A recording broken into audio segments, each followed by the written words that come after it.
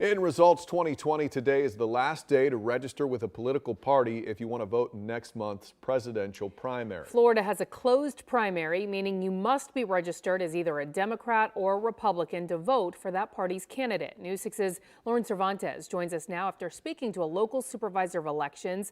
And as she explains, several presidential candidates already have their sights set on Central Florida.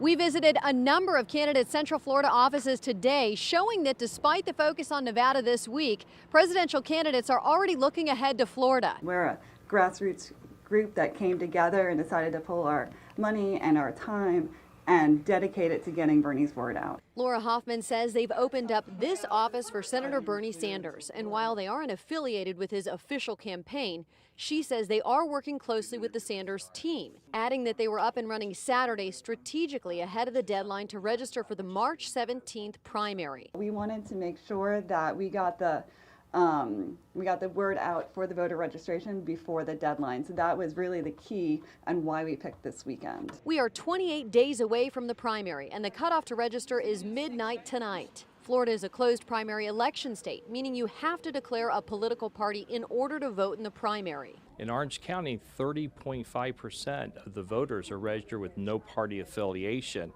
So if you want to vote in this election, you have to change your party affiliation by the deadline. While the Democratic candidates are focusing on Nevada ahead of the caucuses this Saturday, that hasn't stopped some from laying the groundwork in Central Florida.